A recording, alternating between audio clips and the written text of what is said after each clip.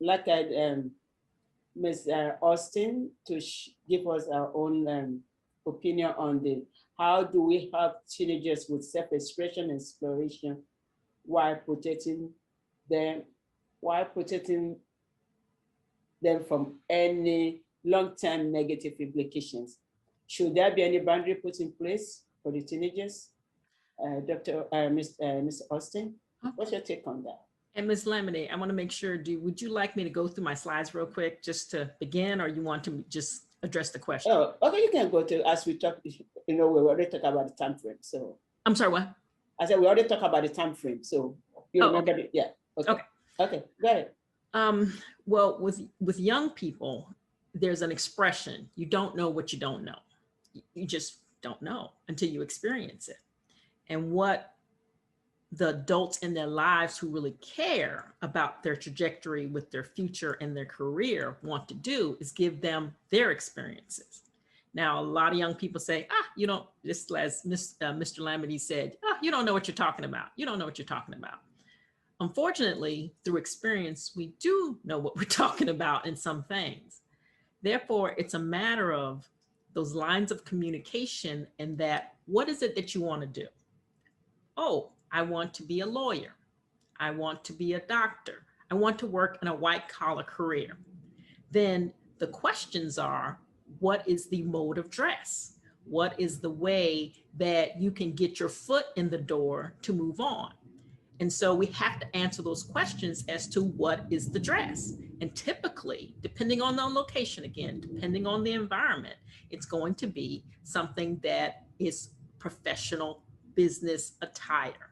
And that could be the suit, that could be the tie with the shirt, or that could be the collared shirt.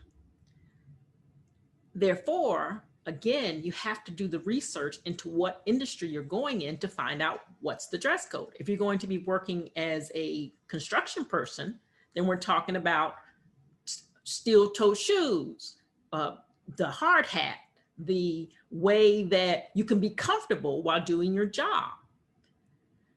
Then as young people, there has to be intellectual curiosity. And I'll say it again, what career are you going to go into? Because I'm really centric on the career.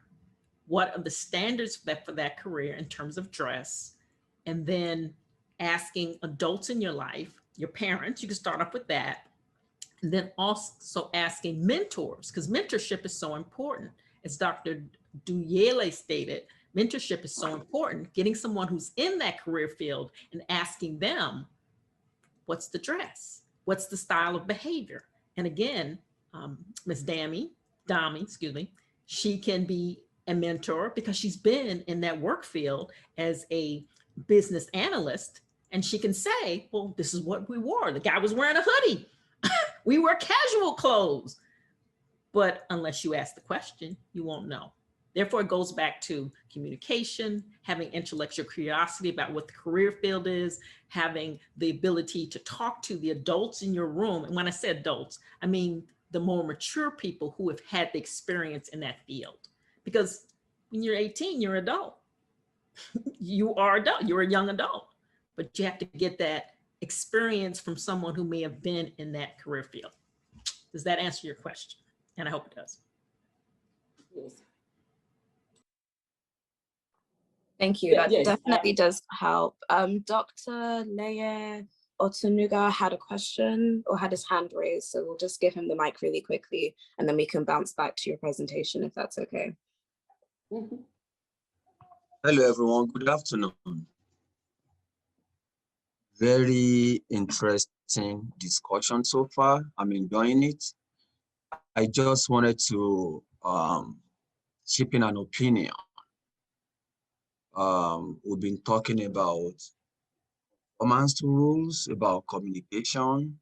It's all basically about relationship between the young adults and the adults, you know, be it their parents, you know, whoever they have relationship with.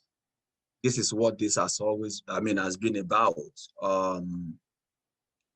And then how does their upbringing, How does it impact the future? The first thing we want to look at is this, then I'll come to my point. Everything we do is about rules. There are rules of engagement. There are norms by which we must live our lives. We are individual, yes. We want to express, yes. We want certain things, to do certain things certain ways because we are younger adults, yes. But in the same vein, we are not an island. No person is an island. Every adult was once a kid and then a teenager. We have all passed through this. And one thing that I hear constantly is, young adults telling we, the older adults or their parents, that look, you just don't understand. That was in your past. Well, I tell my kids, the time is right around the corner. Your kids are going to tell you don't know what you're talking about. They will tell you it's your generation. We want to do it our way. Yes, it is true. The world is in a flux. The world is changing. But rules are not changing. Rules of society, rules of relationship are not changing. Then about dressing, about the way you talk, everything, it's everything in this world. One of the things that I found in America here is that when our kids are in kindergarten, elementary school, high school, middle school, whatever, the system seems to rub your head, make the kids feel like they can pretty much do whatever they want to do, which is not true. The world will judge you, whether you like it or not. The world of work will judge you. The world of relationships, even in your personal relationship with the opposite sex, they will judge you by the way you walk, by the way you behave, even the way you do your work. The world is very judgmental. By these judgments, the ability to overcome the perception, the ability to overcome the expectations of others is what success is all about. Ms. Valerie will, understand this much. In the military, I was in the US Army. In the military, people who are younger than you would talk to you the way you don't want to be talked to, the way your parents will not talk to you, and you will suck it up and move on with the mission. It's the same way in the world of work in America. Your boss will want certain level of attitude and comportment from you. You may not be used to at home. So the point I'm trying to make is this. Yes, the parents need to know their bounds. There have to be boundaries. We have to respect our kids and all that. But then we must be conscious to train and to bring up soldiers, not weaklings who every little word is going to, make them go and be sulking in a corner. Because this culture, this corporate culture in America will eat you up if you are not tough. If you question every word, you question every assignment, you question every instruction, America will eat you up. And that is the truth. We love our kids, we want to pamper them, we want to give them the extra mile, but a lot of the time, when we give them what we don't think we should give them, there is something beating in us, telling us, oh, I should have even allowed her to do that. Like my kids once in a while will say, oh, I want to go and hang out with my friends in the mall. I'm looking at the time, it's 6 p.m. Something is telling me I should not let her go. But then the loving parent in me is telling me, let her go have fun. So there's always that struggle. And that is what parenthood is all about. We've been through it. I watch a lot of forensic files and my kids don't want to hear me. When I see something, I say, come and see. This person was just walking on the road and they have kidnapped her. Look. And they will say, I don't want to hear it. It's a burden. It's a burden on we the parents. You know, the way you talk, the way you eat, the way the kind of clothes you wear. We want everything to look right because we know that the things that we can endure, the society will not endure it for you. They won't. The kids, the parents that you think are your, are your worst critics, they actually endure so much from you. One strike, two strikes, three strikes, you are gone. But in the home, you have so many strikes. So the home should be the place for kids to toughen up and understand that what they are passing through, what the parents are passing through is going to be their turn very soon. Very, very soon. Thank you. Thank you, Dr. Leke. I would like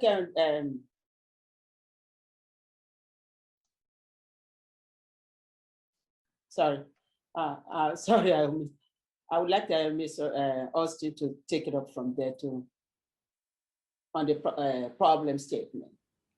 All right, no problem. And then let me ask you this: how much time? And I want to make sure I don't go over the time, so I'll try and keep this quick. Yeah, please keep it because of Q&A session, please. Okay, I'll try and keep it quick. I'm just going to show you a couple of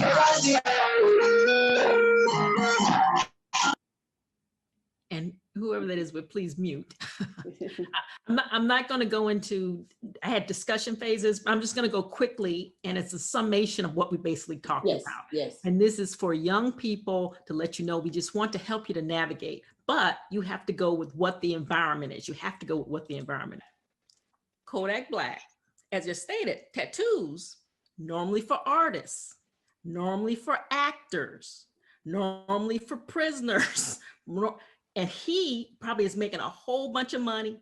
He's probably the CEO of his own company. But if he were to walk out today and want to work for another company that does not have that type of corporate structure where he's in finance, he's going to be a lawyer, then it would probably limit in terms of what he does.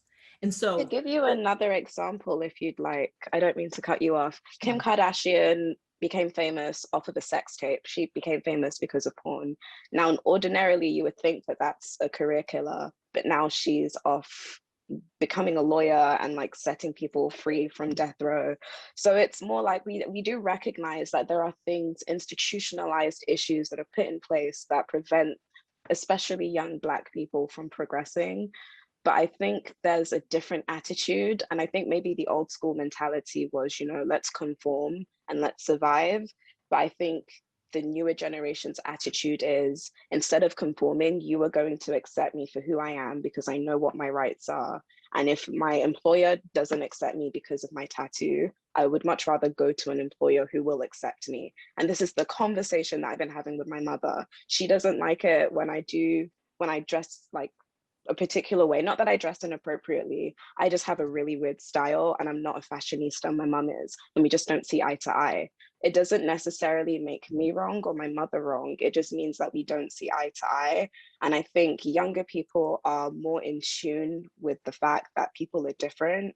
And maybe it's because we grew up in the era of diversity and inclusion. I don't know. But younger people are more in tune with that than the older generation. So whilst we do see the merit in what's being said to us, it can be interpreted as judgy. And it's really difficult just to navigate that. And again, I'm just here to present a young person's perspective. So what are your thoughts? And my thoughts on that are, again, Kim Kardashian is an artist in terms of she was in a sex tape and she's had a reality show. The average person who is going into an environment has to read the room. They have to know the environment. And I'm not saying you shouldn't do this. I am saying it's your choice to find out what is happening in that company, what is happening in that industry. And if it is something that you don't find that it helps with your self-expression, then yes, go someplace else because you may not want to work for that company. And if you find that you don't want to work for that company, then become an employer and employ people to have the environment that you want. And that has happened with a lot of startups. Again, I turn to Mark Zuckerberg, where that was his self-expression. He would wear t-shirts, he would wear jeans, you'd see him on interviews, but then when he started working with the older generation in terms of in the federal government and trying to get policies, then now you see him in suits. So I'm not saying you can't do anything. You can't do something in terms of dress, tattoos, or hair. What I'm saying is read the room, have conversations with your manager, have conversations with your mentors, and be observant of what that company is and also what that industry is, because it's changing. Tattoos in the military were no-go, but now the Marines say you can have a tattoo, you just can't have it on your face. And as you guys move up the ranks and become more powerful, then people coming below you can come to you and say, hey, I'm having issues where I'm being harassed because of my hair. And you can bring up, well, the Crown Act and say, we need to have some diversity discussion to talk about what it is the Crown Act actually protects. So again, read the room. If I may also, may I say something? Yeah, go ahead, go ahead. All right, yeah, Dami, thank you so much for your comments. I hear you loud and clear. One of my sons worked for a very big company, and he left the company, Microsoft, and is with another bigger company, and decided to have this hairstyle that I call Dada. And I'm thinking, you are old, why are you doing this? And the conversation Dami said is what he had. I said, oh, when you go for interview, this is what's going to happen. You know, he said, I've just got a job with Google. What are you talking about, Mom? So immediately I sat back and I was thinking, and I said, one thing that this so-called freedom of expression demands, if you ask me, is hard work, authenticity, because most of you young people, my son is in tech, you are firebrand and you walk together.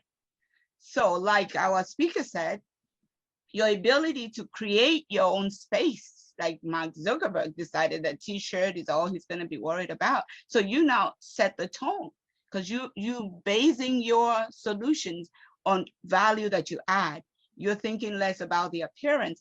And the only way that we will keep getting it is for you all to be showing us. Like when he got his job, he said, Mom, I went to this interview with this hair.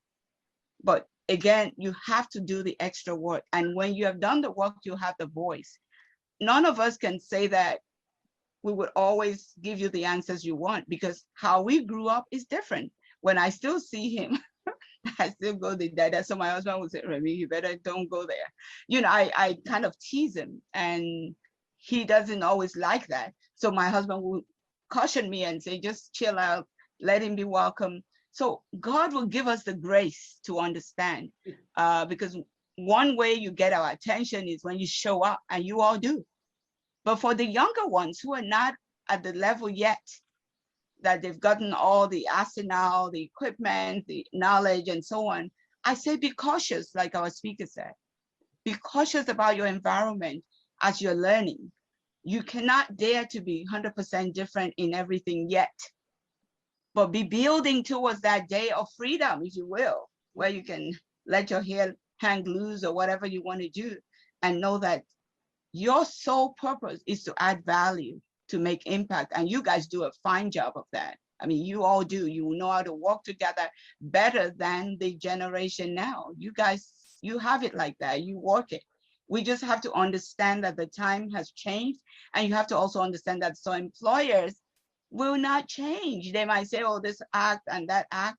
Some of them won't change. So if you know you're somebody that has your individual personality, thank God my son is in tech. I guess tech has let it go since Mac went there and did everything to make it easy. But if there's some positions in some places that won't bulge, I don't see how the law field would have people looking all over the place, like the usual professional look. So we will learn, Dami. We are trying. It's hard to learn, so it is for you to learn from us.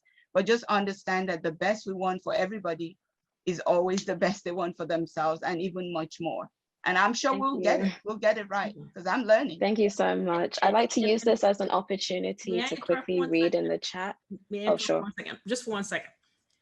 As I stated at the beginning of this, each of us as Blacks are beautiful. Every color of the rainbow, every hair texture, every hairstyle. And each of us have a voice of we want to express who we are. And we're not trying to dampen that. We're just trying to help you again navigate that there may be career obstacles to be aware of. You choose what you want to wear. You choose what your hair is, but just be aware. And it's been stated so much again and again. We only want the best for you. We're listening to you, and we hope that we just are just letting you know that there are minefields out there and just help you to navigate it. I'm not telling you what to wear. Actually, I think you're looking fine, but you go for it, okay? And you're smart looking fine. You're smart and you look fine, okay? So I would just like to quickly read some of the comments in the chat box, because as the two of you were speaking, there were quite a few thoughts. So first of all, there was a comment about Daniel in the Bible. Someone said, isn't it interesting that Daniel and his 3 friends rock the boat of the supposed crown's authority? A response also to something that was said was, yes, it can be interpreted as judging. The truth is all of these unacceptable expressing rule and regulation are unspoken rule. You will just realize you are not getting the job you want. As a person of color, you are already being discriminated. Why would someone else want to use something that will destroy you? I mean, expressions of oneself. So I don't know if either Valerie or Remy have a response to that. We also had a hand from Agnes Teki. I hope I'm saying your last name correctly. I don't know if you still want to speak, but feel free to as well. This is a loaded okay, it's question. Agnes. Oh, yes, oh, it's Agnes actually. And I mean, I live in UK. And so I'm happy to join. I'm enjoying the conversation. And I asked my daughter to link. I mean, I know she was on, she connected. I don't know if she's still on. And to be honest, I've forgotten the name of the lady in the yellow top. What she said are the very things that I always tell my children. I mean, my son is also in tech and he works in the City of London. And the City of London is very, very corporate and you've got to dress smart.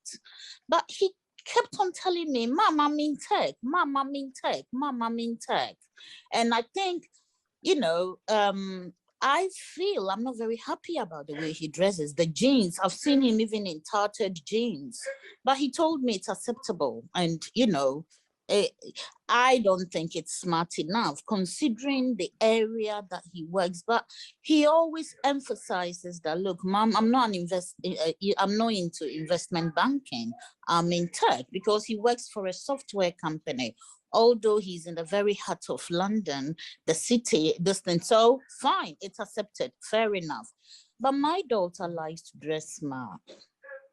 And there are times, I think that they make fun of you if you look smart, you know.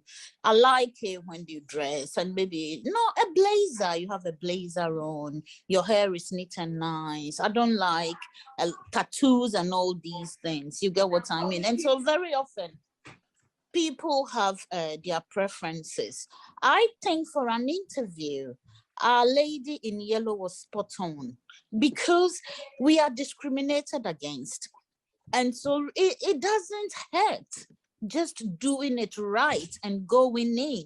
After you've got the job, you can wear whatever that you want to wear, you know. And I think we should be hammering this kind of information into our children a bit more.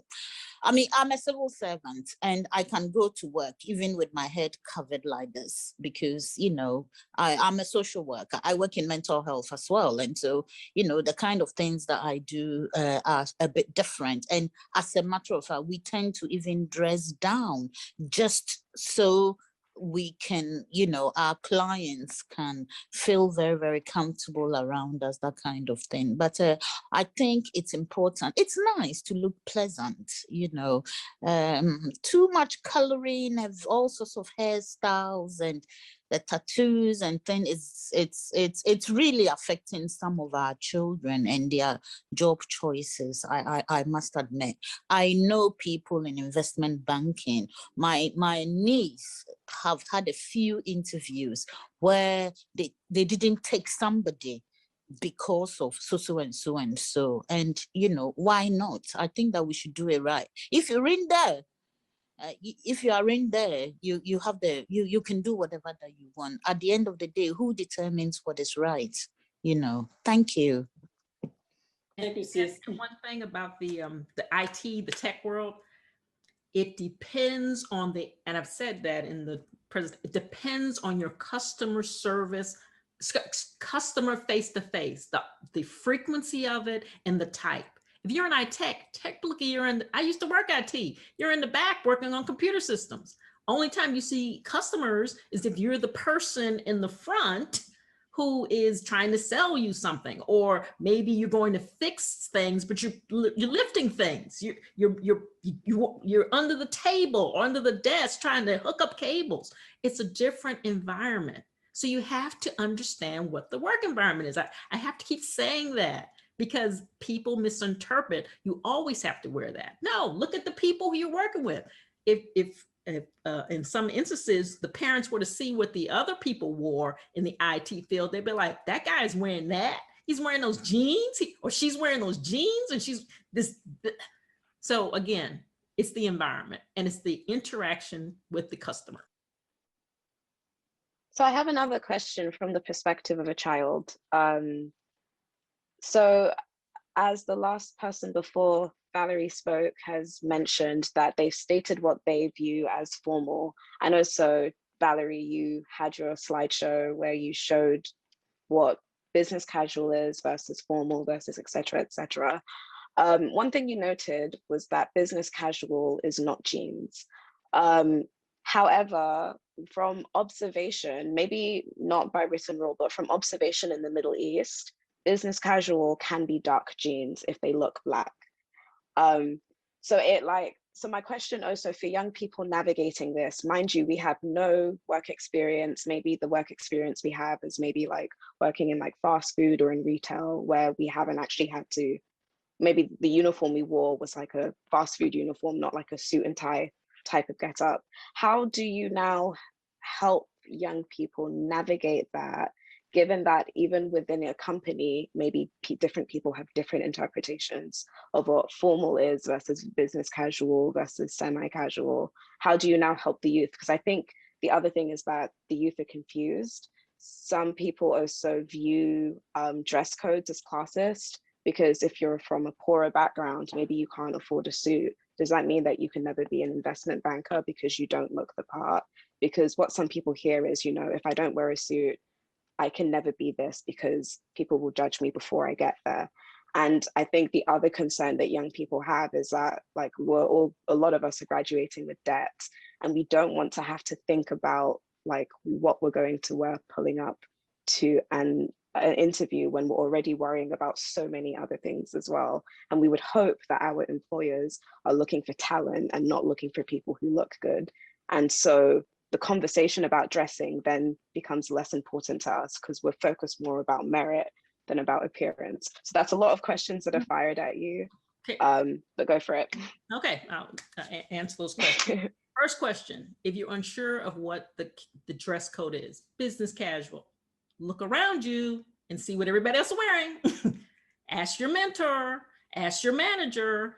It's a valid question because you want to be able to wear the uniform. And when I say uniform, what is everybody else wearing? So ask the questions, communicate. Oh, I saw that people were wearing black jeans. Is that okay for casual Friday? Business casual Friday? Yes, you could wear black jeans, or you could wear blue jeans because that's what we consider business casual. So ask the question. Second question, I brought that up before.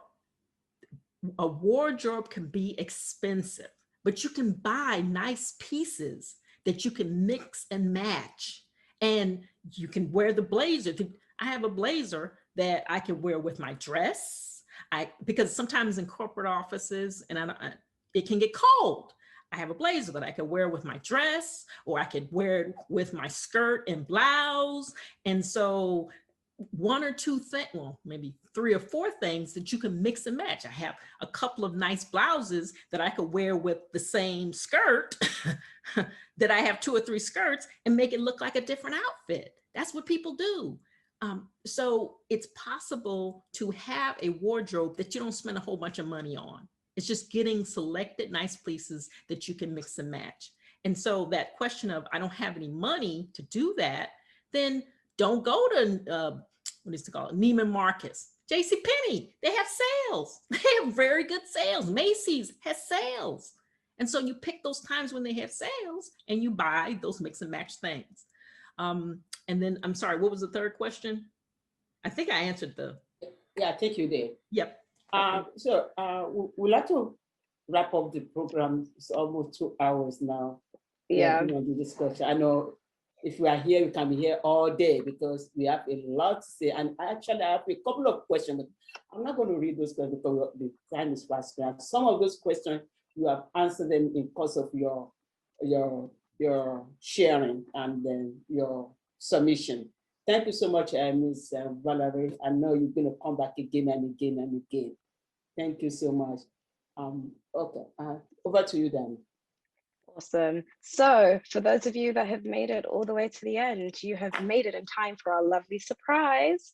Miss Valerie has kindly donated one of her books to be given as a giveaway. So inside the chat, I will drop the message, which has the link for our survey.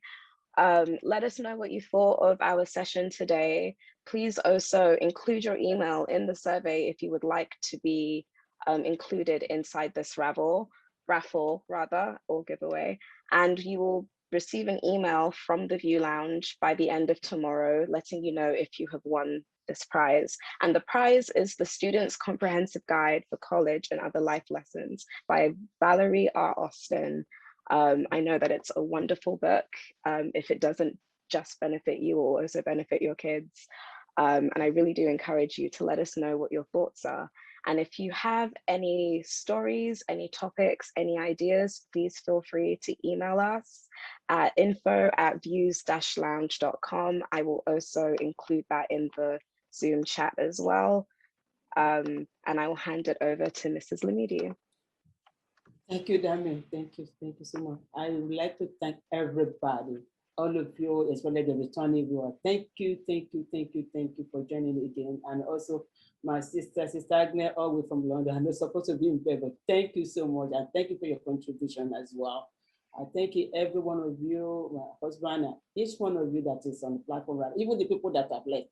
I appreciate all of you. I thank you, the speakers. I thank you, Ms. Valerie again. I thank you, Ms. Dewey. Ms. really left because she has another commitment she needs to attend to. So she left. Thank you all. Thank you so much, Dami. Thank you, Sheyi.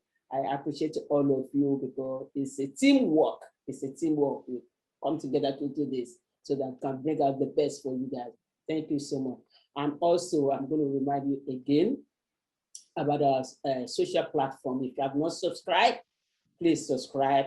We're on YouTube and we are also on Facebook so that whenever we have anything coming, so we get notified quickly instead of waiting for the flyer or the invite. So we get notified quickly. Thank you all. And I would like to end this session with this quote. And some of the young ones, they are not here though, but I think the parents will pass it across to them.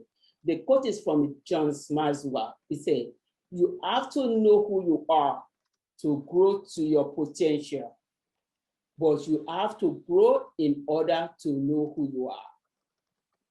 You have to know who you are to grow to your potential, but you have to grow in order to know who you are.